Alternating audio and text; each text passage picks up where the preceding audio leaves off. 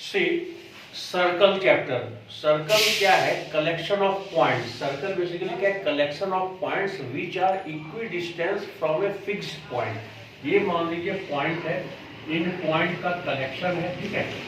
ये collection of points which are equidistance from a fixed point. अगर ये fixed point है, इस फिक्स्ड पॉइंट से ये सारे पॉइंट क्या है? इक्वी डिस्टेंस है, ठीक है। तो सर्कल हो गया आपका collection of the point which are equidistance from a fixed point. तो ये जो फिक्स्ड पॉइंट है इसको कहा जाता है सेंटर ऑफ द सर्कल, और ये जो इक्वी डिस्टेंस है ना, ये इसको कहा जाता है रेडियस, ठीक है। और ये जो है सर्कल का यह जो बाहरी जो ये जो हिस्सा है ना, इसको कहा जाता है circumference of the circle. Circumference of the circle, okay.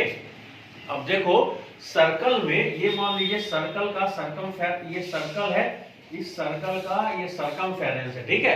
तो इस सर्कमफेरेंस का कोई भी छोटा हिस्सा, मान लो ये हम यहाँ पे एक पॉइंट दें और हम एक यहाँ पे पॉइंट दें, एक ए और बी हम देंगे, ठीक है।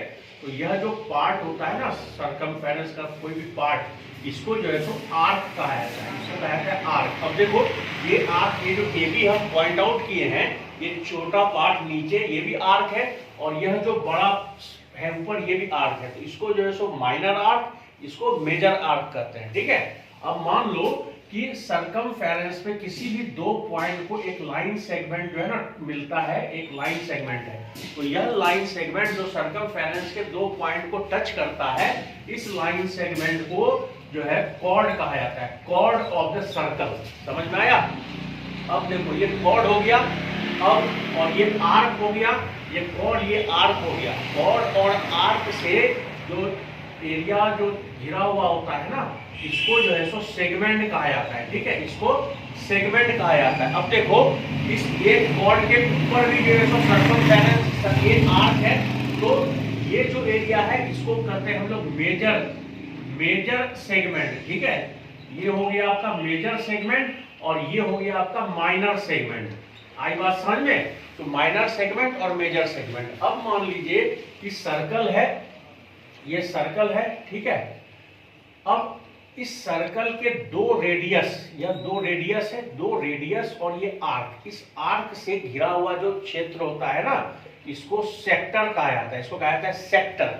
अब ये सेक्टर इधर ऊपर भी है, तो नीचे में ये छोटा सेक्टर, ऊपर में ये बड़ा सेक्टर। तो जो छोटा सेक्टर है इसको माइनर सेक्टर कहा जाता है, और ये जो बड़ा है ना बेटा ऊपर में, इसको मेजर सेक्टर कहा जाता है। ये हो गया आपका मेजर सेक्टर, है ना, ये हो गया आपका मेजर सेक्टर और ये हो गया आपका माइनर सेक्टर, ओके। अब देखो कि ये जो हम बताए आपको कि ये सर्कमफेरेंस के दो पॉइंट को जो मिलता है, जो लाइन सेगमेंट, उसको कहते हैं हम लोग कॉर्ड। तो किसी भी सर्कल का जो सबसे बड़ा कॉर्ड होता है ना, वह उसका जो डायमीटर है वह उसका सबसे बड़ा कॉर्ड होता है। किसी भी सर्कल का डायमीटर ही उसका सबसे बड़ा कॉर्ड होता है।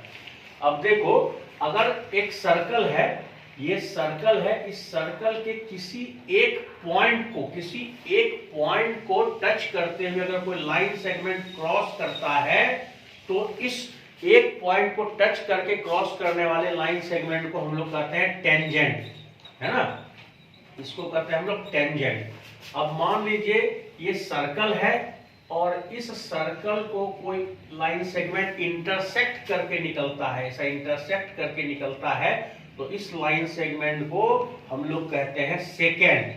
This line segment is called as second, और this line segment which only touches the one point on the circumference of the circle is called as tangent।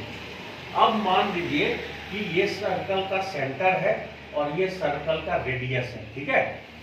तो जो टेंजेंट सर्कल के उस पॉइंट को टच करके निकलता है जहां पे रेडियस है ना, तो यह परपेंडिकुलर होता है। बेसिकली यह जो है सो रेडियस, ये टेंजेंट परपेंडिकुलर होता है, यानी कि इस रेडियस और इस टेंजेंट के बीच जो एंगल बनता है, यह एंगल 90 डिग्री होता है, यह एंगल 90 डिग्री होता है। आई बात समझ में? कि टेंजेंट और रेडियस के बीच का जो एंगल होता है वो 90 डिग्री होता है।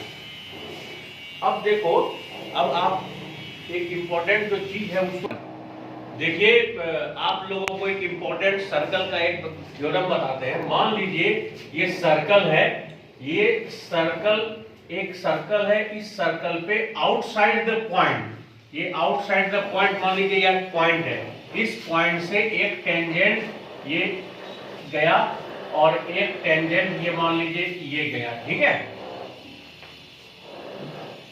ये मान लीजिए इसको यहाँ पे टच किया, इसको यहाँ पे टच किया, इसका नाम मान लीजिए ए, इसका नाम मान लीजिए पी बी और ये मान लीजिए पी, ठीक है। तो आउटसाइड द पॉइंट से जब सर्कल के ऊपर टेंजेंट जाता है ना, तो उन दोनों टेंजेंट का लेंथ इक्वल होता है, यानी ये पी से ए पीए हो गया और ये PB, PA equal to PB.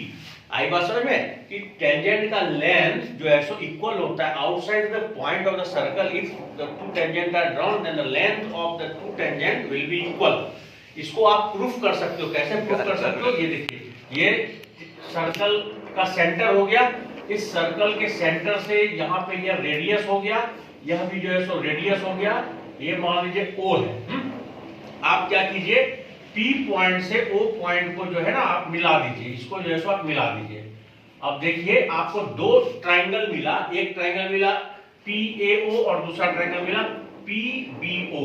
तो देखिए in triangle PAO and PBO, देखो ये भी रेडियस है और ये भी रेडियस है, ये इस ट्राइंगल का साइड है, ये इस ट्राइंगल का साइड है। तो हम क्या लिख सकते हैं कि OA is equal to OB। क्यों? Radius of circle, radius of circle, यह सर्कल का रेडियस है इसलिए इक्वल होगा। अब देखिए ये जो OP साइड है ये कॉमन है दोनों में, तो OP is equal to OP, common, हम कॉमन लिख सकते हैं। अब देखिए यह जो है रेडियस टेंजेंट के साथ 90 का एंगल बनाता है, यानी यह भी 90 और यह भी 90, तो angle PAO is equal to angle PBO। क्यों? each 90 है, each 90, ओके। अब देखो ये जो है आपका RHS से ये दोनों ट्राइंगल क्या हो गया, कॉन्ग्रुएंट हो गया। So from RHS triangle PAO congruent to triangle PBO, okay. अब अगर दो ट्राइंगल कॉन्ग्रुएंट होता है तो आपको मालूम है कि CPCT से corresponding part of congruent triangles are equal, corresponding part of congruent triangle are equal. तो ये PA जो साइड और PB साइड जो है वो दोनों भी इक्वल हो जाएगा, PA is equal to PB, hence proved that length of the two tangents are equal. तो ये जो है सो आपको इसका जो है सो यूज करना पड़ेगा इस थ्योरम का। जब आप सर्कल का प्रॉब्लम जब आप सॉल्व करोगे तो आपको इसका यूज करना पड़ेगा, यह एक चीज। और दूसरा यह आप याद रखो कि कोई भी सर्कल है ना, वह सर्कल से जो टेंजेंट क्रॉस करता है, टेंजेंट टच होकर के, तो उस टेंजेंट के ऊपर जो आपका जो रेडियस होता है वह परपेंडिकुलर होता है, यानी ये 90 डिग्री, यानी ये टेंजेंट बेसिकली परपेंडिकुलर होता है रेडियस के ऊपर। तो रेडियस और टेंजेंट के बीच में 90 डिग्री का एंगल बनता है, ठीक है। आई बात समझ में?